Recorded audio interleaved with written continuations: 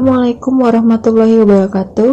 Kami dari kelas 4 IPGSD UHAMKA, mata kuliah Belajar dan Pembelajaran, kelompok 2 yang beranggotakan Anissa Safira, Arin Nurwidianti, Asti Nurul Zahrani, Cindy Puspita Amalia, Dinda Citra Rahma Putri, Mas Pufa Dwi, dan Feni Lestari. Kami akan menjelaskan tentang inovasi dalam proses pembelajaran. Baik, hari ini kita akan membahas tentang inovasi pembelajaran. Apa sih inovasi pembelajaran itu? Inovasi sendiri artinya suatu perubahan yang baru yang menuju ke arah perbaikan yang lain atau berbeda dari yang sebelumnya yang dilakukan dengan sengaja dan berencana. Sedangkan pembelajaran adalah proses interaksi peserta didik dengan pendidik dan sumber belajar pada satu lingkungan yang memungkinkan terjadinya proses belajar. Nah, jadi inovasi pembelajaran dapat diartikan sebagai suatu upaya baru dalam proses interaksi peserta didik dengan pendidik dengan menggunakan berbagai metode, pendekatan, sarana, dan suasana yang mendukung untuk tercapainya tujuan pembelajaran. Pengambilan keputusan inovasi dalam pembelajaran. Proses keputusan inovasi ialah proses yang dilalui individu mulai dari pertama tahu adanya inovasi, kemudian dilanjutkan dengan keputusan setuju terhadap inovasi, penetapan keputusan menerima atau menolak inovasi, implementasi inovasi, dan konfirmasi terhadap keputusan inovasi yang telah diambilnya. Tahapan dari proses pengambilan keputusan inovasi yang mencakup yang pertama, tahap pengetahuan. Tahap pada saat seseorang menyadari adanya suatu inovasi dan ingin tahu bagaimana fungsi inovasi tersebut. Yang kedua, tahap bujukan. Dalam tahap persuasi ini lebih banyak keaktifan mental yang memegang peran.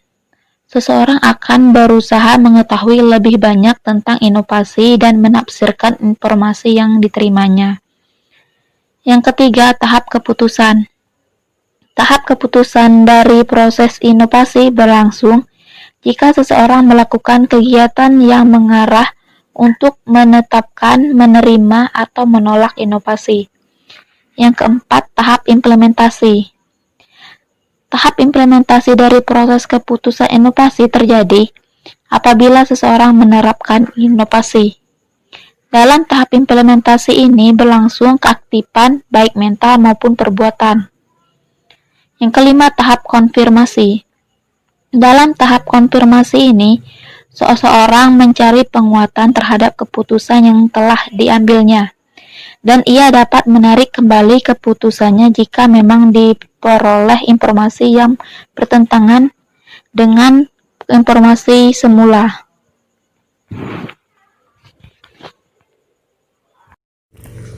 Selanjutnya, ada macam-macam inovasi dalam pembelajaran. Yang pertama itu ada quantum learning, yang kedua itu ada quantum teaching, yang ketiga itu ada accelerated learning, yang keempat itu ada contextual teaching learning, yang kelima itu ada role playing. Selanjutnya ada quantum learning. Menurut Bobby De Porter dan Mike Hernacki, pembelajaran kuantum merupakan terjemahan dari bahasa asing, yaitu quantum learning. Quantum learning adalah kiat, petunjuk, strategi, dan seluruh proses belajar yang dapat mempertajam pemahaman dan daya ingat, serta membuat belajar sebagai suatu proses yang menyenangkan dan bermanfaat. Pembelajaran kuantum dapat dikatakan sebagai model pembelajaran yang menekankan untuk memberikan manfaat yang bermakna dan juga menekankan pada tingkat kesenangan dari peserta didik atau siswa. Tujuan dari pembelajaran kuantum atau quantum learning adalah sebagai berikut. Pertama, untuk menciptakan lingkungan belajar yang efektif. Kedua, untuk menciptakan proses belajar yang menyenangkan. Ketiga, untuk menyesuaikan kemampuan otak dengan apa yang dibutuhkan oleh otak. Keempat, untuk membantu meningkatkan keberhasilan hidup dan karir. Kelima, untuk membantu mempercepat dalam pembelajaran. Jadi, kesimpulan dari quantum learning adalah suatu model pembelajaran yang menekankan pada pemberian sugesti dan dituntut mampu menciptakan pembelajaran yang menyenangkan serta efektif. Quantum learning dapat memungkinkan peserta didik untuk belajar dengan kecepatan yang mengesankan dengan upaya yang normal dan dibarengi dengan kegembiraan. Selanjutnya ada quantum teaching. Quantum teaching berasal dari dua kata yaitu quantum dan teaching. Quantum artinya interaksi yang mengubah energi menjadi cahaya, sedangkan teaching artinya mengajar. Dengan demikian, maka quantum teaching adalah orkestrasi bermacam-macam interaksi yang ada di dalam dan di sekitar momen belajar. Porter menyatakan bahwa quantum teaching menunjukkan kepada Anda menjadi guru yang baik. Quantum teaching cara-cara yang baru yang memudahkan proses belajar lewat pemanduan unsur seni dan pencapaian-pencapaian yang terarah. Apapun mata pelajaran yang Anda ajarkan. Dan dengan menggunakan metode quantum teaching, Anda akan dapat menggabungkan keistimewaan-keistimewaan belajar menuju bentuk perencanaan pelajaran yang akan melejitkan prestasi siswa. Dapat ditarik kesimpulan, quantum teaching merupakan salah satu proses pembelajaran dengan tujuan untuk meningkatkan proses belajar mengajar menjadi menyenangkan.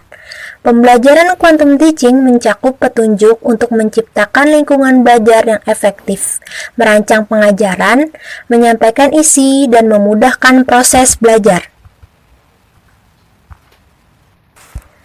Selanjutnya ada accelerated learning. Accelerated learning adalah dua kata yang digabungkan menjadi satu, yaitu accelerated yang berasal dari bahasa Inggris yang mempunyai arti dipercepat dan learning yang mempunyai arti pembelajaran. Jadi, accelerated learning dari segi bahasa berarti pembelajaran yang dipercepat.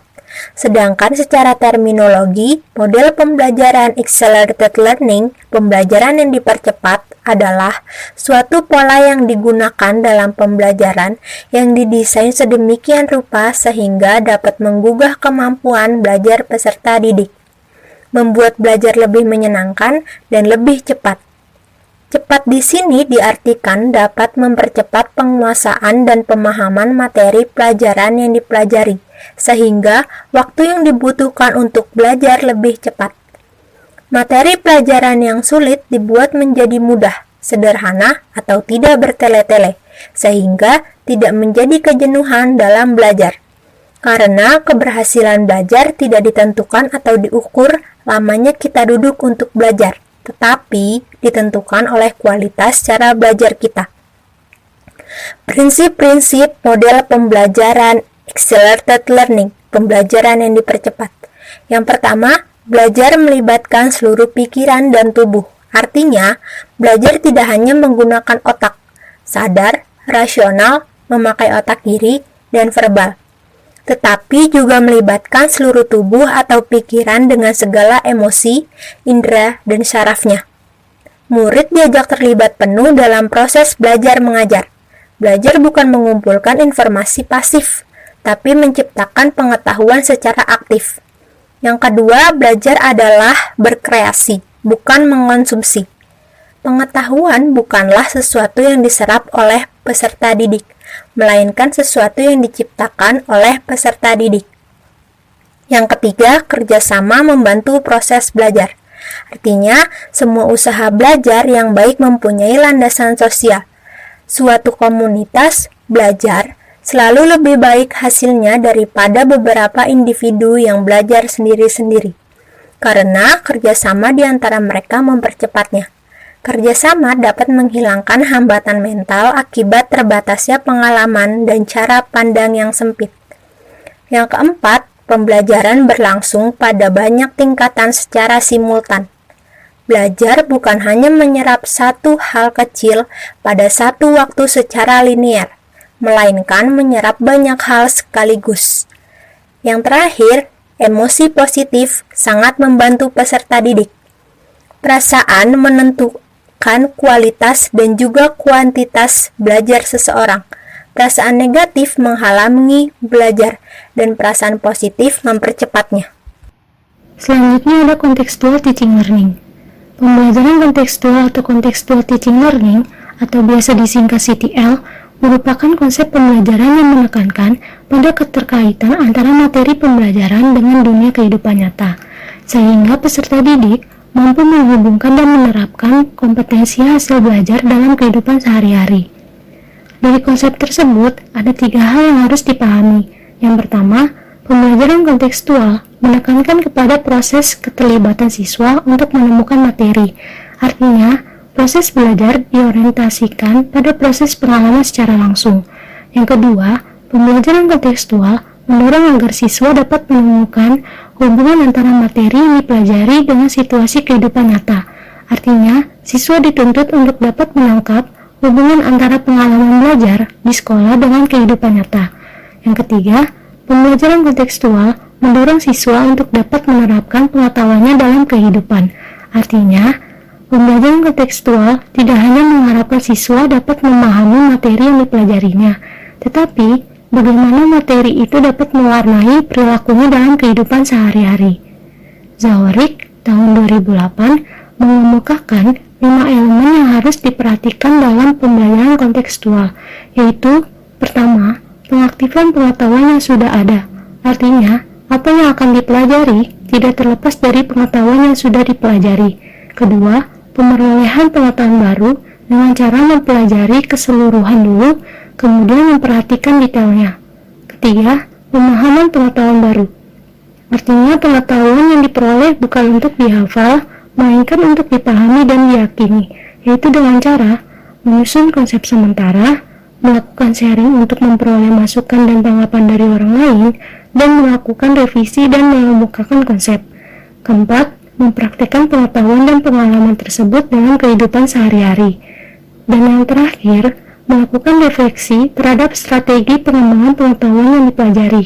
Hal ini dilakukan sebagai umpan balik untuk proses perbaikan dan penyempurnaan strategi. Selanjutnya ada role playing, merupakan pembelajaran yang menuntut siswa untuk memainkan karakter seseorang dalam bentuk drama. Selain itu, siswa juga diharuskan untuk bisa mendalami karakter tersebut, mulai dari bahasa tubuh, pikiran, dan ekspresi. Fatmawati mengungkapkan bahwa role playing adalah model pembelajaran yang menuntut siswa untuk mempertunjukkan sebuah karakter peran yang berdasar pada skenario yang sudah diciptakan.